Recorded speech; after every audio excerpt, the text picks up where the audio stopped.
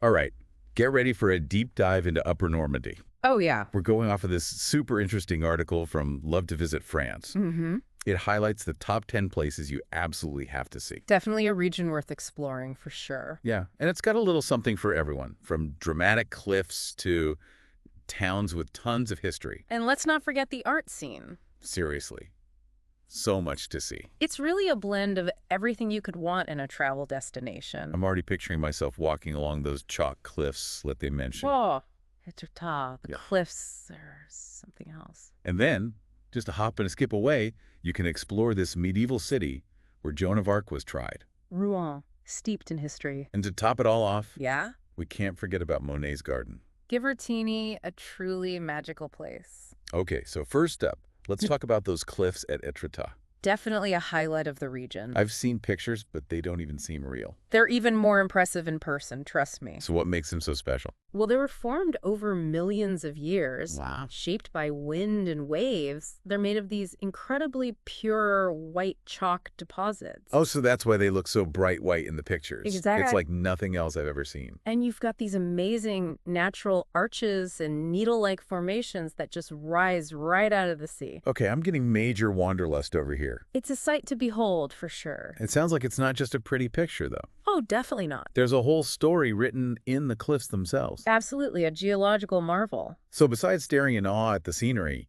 what else is there to do? Well, you can explore the pebble beaches down below. Okay, I love a good beach day. And if you're feeling adventurous, you can even go kayaking or try some sailing. Kayaking around those cliffs.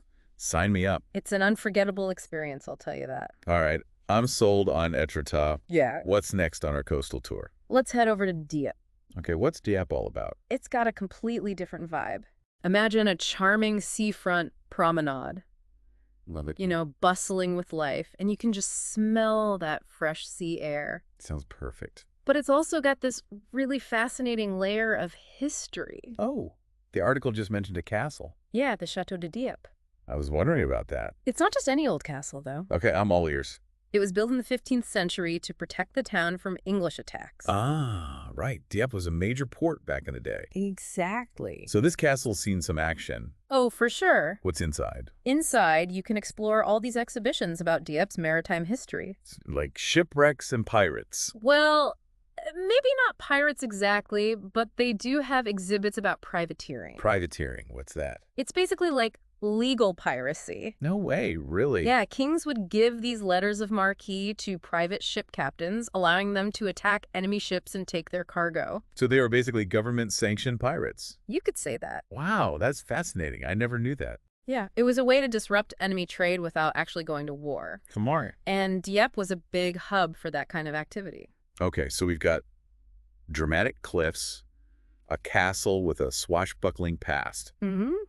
Is there anything else we need to hit on the coast before we head inland? Absolutely. We can't forget about Varengeville-sur-Mer. Oh yeah, that was the last one on the list for the coastal section. If you loved the cliffs at Etretat, you'll be blown away by the views here. Even more dramatic. The cliffs here offer these breathtaking views over the English Channel. Okay, I'm picturing it now. But there's something else here that might pique your interest. Ooh, lay it on me. The Bois de Moutier Gardens. Gardens? Yeah. They're designed by Edouard André, Oh, the landscape architect. the one and only. I've heard his name before, but I'm not really familiar with his work. Well, he was known for his innovative approach to garden design. Oh. Yeah, blending different styles and creating these immersive experiences. So not your average walk in the park. Not at all. At Bois de Moutier, he used the natural slopes and the views of the English Channel to create this truly stunning landscape. I'm picturing rolling hills and stunning vistas. Exactly. Winding paths, exotic plants, hidden grottos. Wow. It's like stepping into a fairy tale.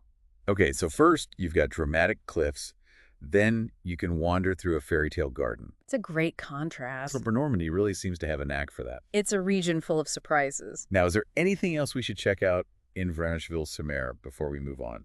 There's the Church of Saint Valerie. Okay, what's special about this church? It has these stunning stained glass windows. Oh, wow. I love stained glass. They depict scenes from the life of Saint Valery. He was St. Valor. He's the patron saint of sailors and fishermen. That makes sense, given the location. Exactly. It ties in perfectly with the region's maritime heritage. We've just scratched the surface of Upper Normandy, and I'm already hooked. Just wait, there's so much more to come. Okay, so we've explored the coast. Now let's head inland to Rouen. Rouen. The article describes it as the historic capital of Upper Normandy. Exactly. And they make a big deal about the Gothic architecture there. So what's it like? Is it all just cathedrals and cobblestone streets? Well, Rouen is definitely a dream come true for history buffs. I can imagine. I mean, you've got that beautifully preserved old town. Yeah. And then, of course, there's the iconic Notre Dame Cathedral. Ah, yes, the cathedral. Did you know that Claude Monet, the famous Impressionist painter, was obsessed with this cathedral? Oh, really? Yeah, he did this whole series of paintings of the facade, capturing it at different times of day in all kinds of weather. Talk about dedication. Right. So even back then, Rouen was drawing in artists. So we've got this mix of history and art right from the start. Exactly. It's woven into the fabric of the city. Makes sense why travelers are so drawn to this place. But is there more to Rouen than just pretty buildings? Oh, absolutely. Like what? Well, we can't talk about Rouen without mentioning Joan of Arc. Oh, right. She was tried there. Yeah, in the 15th century. That's such a powerful story. It really is. Condemned for heresy and witchcraft. Right, in Rouen. I bet you can feel that history when you're there. Definitely, it's palpable. Is there any way to, like, retrace her steps in the city? Totally. There's the Joan of Arc Historial.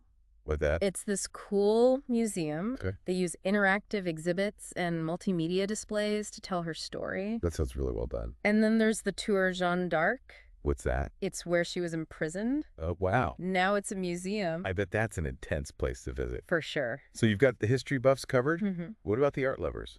Oh, they won't be disappointed. Besides the cathedral and the architecture? I mean, Well, Rouen also has the Musée des Beaux-Arts. another museum. I know, right? This one's got a fantastic collection of paintings, sculptures, decorative arts. Oh, wow. You'll find works by Caravaggio, Degas, Monet himself. So you can see where Monet got his inspiration. Exactly, and so many other renowned artists. Okay, Rouen is going straight to the top of my list. It's a must-see. The article also mentioned something about an Armada festival. Oh, yeah, the Armada. I was wondering about that. What's the deal with that? So every few years, Mhm. Rouen hosts this massive maritime festival. What happens there? So picture this. Tall ships from all over the world. Wow. They sail up the Seine River and dock right in Rion's harbor. Okay, that's a pretty epic image. It's amazing. There are parades, concerts, fireworks. Wow. It's a huge celebration of Rouen maritime heritage. I'm starting to think we might need more than just a few days to properly explore Upper Normandy. It's packed with things to see and do. All right, so from a historic capital to an artistic haven, Mm-hmm. our next stop is Giverny, the home of Claude Monet. Oh, Giverny. I have to admit, I'm pretty excited about this one. It's a special place, truly magical. What makes it so magical? Well, you can actually visit Monet's house and gardens. No way. Yeah, they were his sanctuary and his inspiration for decades. Oh, wow. So many of his masterpieces were inspired by that place. I was looking through the article, and they mentioned the famous water lily pond and the Japanese bridge. Ah, yes, iconic. They're in so many of his paintings. I know. Can you imagine seeing those scenes in real life? It would be surreal. It really is. You can stroll through the gardens, admire all the flowers, and those water lilies just floating on the pond. But like stepping into one of his paintings. Exactly. I've always been fascinated by Impressionism. Me too. It's so captivating. Is there a way to like really delve into Monet's work and that whole artistic movement while I'm in Giverny? Definitely. There's the Musée des Impressionism right in Giverny. Oh, cool. Yeah, it's dedicated to Impressionism and its influence on art. So it's not just about Monet. Not just Monet, no. Oh. They have works by other prominent Impressionists Interesting. and even contemporary artists who've been inspired by the movement. Wow. So you can see how Impressionism has evolved over time. So you can wander through Monet's gardens, see his world, and then head to the museum to explore the bigger picture. It's a pretty amazing opportunity for art lovers. Absolutely. But our journey through Upper Normandy takes a bit of a poignant turn now Oh, yeah. as we head to the D-Day beaches. A truly historic site. The D-Day landings in 1944 were such a pivotal moment in World War II, Absolutely. and those beaches are a testament to all the bravery and sacrifice of that day. It's a powerful place to visit. The article highlights Omaha Beach and Utah Beach. Probably the most well-known landing sites. Yeah, I can't imagine what it must feel like to stand on those beaches knowing what happened there. It's a sobering experience for sure. Just to think about all those soldiers storing ashore under heavy fire. It's hard to fathom.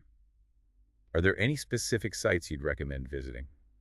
Definitely the American Cemetery at Colville-sur-Mer. Where's that? It overlooks Omaha Beach. Okay. It's a moving tribute to all the American soldiers who lost their lives during the landings. I bet it's an emotional place. Those rows and rows of white crosses. Yeah. It's a stark reminder of the cost of war. And what about the Utah Beach Museum? Another must visit. I feel like it would give a lot of context to the events of that day. Exactly. They have a collection of artifacts, vehicles, personal accounts. So you can really picture what it was like. It helps you understand not just the military side of things, but also the human impact.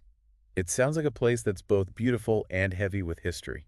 It really is. So, from the serene beauty of Monet's garden to the poignant history of the D-Day beaches, Quite a contrast. Upper Normandy really does offer a whole spectrum of experiences. It does. Now, before we wrap up this section, there's one more historical site the article mentions. Oh, right. Jumièges Abbey. Ah, Jumièges. What can you tell me about it? It's a magnificent ruin. Oh, Dates back to the 7th century. wow. That's old. Even though it's in ruins, you can still feel its grandeur, I can imagine. like a ghost of its former glory. The article described it as both Romanesque and Gothic architecture. Yeah, it's an interesting mix. For someone who doesn't know much about architecture, what does that even mean? Okay, so Romanesque architecture, Mm-hmm. it's all about those rounded arches, thick walls, a sense of solidity. Okay, I can picture that. Then you have Gothic architecture, which came later. Okay. It's known for pointed arches, soaring vaults, and an emphasis on verticality and light. Interesting. So, Jumièges has both of those styles. It does. How does that work? It shows how architecture evolved over time. Ah, that makes sense. Different parts of the abbey were built in different periods. So it's like a visual history lesson in architecture. Exactly. And even in ruins, it sounds pretty spectacular. It is. Those towering arches, crumbling walls. Yeah. And it's all set amidst these peaceful gardens with the Seine River flowing nearby. Wow, it sounds really tranquil. You can really feel the weight of history there. In this section alone, we've gone from the heart of Rouen to the quiet beauty of Giverny, and then to the powerful history of the D-Day beaches. That's a lot to take in. I'm already feeling like I need a vacation. Upper Normandy will definitely leave you wanting more. Okay, ready for a couple more hidden gems? Oh yeah, bring it on. This time, we're heading to Honfleur. Honfleur, that was the one with all the cute, colorful houses. Right? Yes, that's the one. It's this adorable harbor town. The pictures in the article made it look like something straight out of a storybook. It's even more charming in person, trust me. But is there more to Honfleur than just a pretty facade? Oh, absolutely. Like, what else is there to see and do? Well, for one, Honfleur has this rich artistic heritage. Oh, the article mentioned a vibrant art scene? Yeah. It's been attracting artists for centuries. Really? In the 19th century, it was a major hub for the Impressionist movement. Wow, so you can like feel that history in the air. Totally. And today, you'll find all these galleries showcasing a mix of styles. What kind of art are we talking about? Everything from traditional to contemporary. Oh wow, so something for everyone. And you can't miss the artisan boutique. What kind of stuff do they sell? All sorts of handcrafted items. Oh, cool. Pottery, jewelry, you name it. So you can find unique souvenirs. Definitely. It's a great place to pick up something special. So picture this. I'm strolling through these charming streets, admiring the scenery, and then I stumble upon the perfect souvenir. Sounds like a perfect afternoon. Doesn't it? Absolutely. Oh, and speaking of charming, the article mentioned something about a church built by shipbuilders. Ah, yes, St. Catherine Church. What's the story there? It's completely unique. The entire thing is made of wood. A wooden church. That's unusual. It was built back in the 15th century by shipwrights. Shipwrights, like the people who build ships. Yep. They used their shipbuilding skills to create this incredible structure. So it must have some interesting architectural features. Oh, yeah. It's got a distinctive shape with 2 naves and a separate bell tower. A wooden church built by shipbuilders. I've never heard of anything like it. It's a must-see in Honfleur. Okay, I'm putting it on the list. And, of course, we can't talk about France without mentioning food. Oh, right. What about Honfleur? Any culinary delights we should know about? Well, being a coastal town, they're known for their fresh seafood. Makes sense. You can find all sorts of restaurants serving classic Norman dishes. What's a classic Norman dish? Oh, you have to try moule frites, What's that? mussels and fries. Oh, that sounds delicious. And they have amazing local cider, which is perfect with seafood. Okay, I'm writing all this down. And if you want a truly immersive food experience, check out the market. What kind of market? It's bustling with local vendors Oh, cool. selling all sorts of regional specialties, Like what? cheeses, pastries, you name it. Yeah. You can sample all kinds of goodies. Okay, Honfleur sounds amazing. It really is. Sights, sounds, smells, tastes, it's got it all. It's a feast for the senses. And last but not least, we have Fécamp, our final stop on this Upper Normandy adventure. Ah, Fécamp, another coastal gem. What's special about Fécamp? Well, it's nestled between these dramatic cliffs Oh, wow, more cliffs. and the English Channel, of course. Sounds picturesque. It's known for its beautiful beaches, perfect for hiking. Okay, so we're ending on a scenic note. Exactly. But the article also mentioned a few other things about Fécamp, Oh, yeah. like this Benedictine liqueur. That's a Fécamp specialty. What's the story behind it? So Benedictine is this herbal liqueur. Okay. It's been produced in Fécamp since the 16th century. Wow, that's a long time. They use this secret blend of 27 herbs and spices. 7. The recipe is closely guarded. Sounds mysterious. There's even a Benedictine palace in Fécamp. A palace for liqueur. Yep. It houses a museum dedicated to Benedictine. A secret recipe. A palace dedicated to liqueur. This is fascinating. But the real question is it any good? Well, taste is subjective, but I think it's delicious. Okay. It's got this unique, complex flavor. I can imagine. People usually drink it after dinner or use it in cocktails. Oh, I've seen it used in cocktails before. Yeah, if you're into local specialties, you should definitely give it a try. All right, adding it to my list. Now, the article also mentioned an abbey in Fécamp. Yes, the Abbey of the Holy Trinity. Is it another ruin like Jumièges? This one's still standing, Oh, wow. although it's gone through a lot of changes over the centuries. I can imagine. It's pretty old, right? It was founded in the 7th century, Wow. and it's been a monastery, a pilgrimage site, even a ducal palace. What? All in one place? Yep. It's got this fascinating mix of architectural styles. So you can see how it's changed over time. Exactly. Parts of it date back to the Romanesque period. Others are from later additions and renovations. So it's like a historical puzzle. You could say that. And there's a museum there, too. There is. You can learn all about the Abbey's history and see religious art and artifacts. We've covered so much ground in this deep dive into Upper Normandy. We really have. From dramatic coastlines to charming towns to a unique liqueur. And so much history and art. I'm officially adding Upper Normandy to my travel bucket list. It's a region that truly has something for everyone, whether you're a history buff, an art enthusiast, a nature lover, or a foodie. And you mentioned it's close to Paris. Yes. You can easily add a few days in Upper Normandy to your Paris trip. That's a great tip. So listener, which of these places in Upper Normandy are you adding to your travel list? Let us know in the comments or on social media. We'd love to hear from you. Until next time.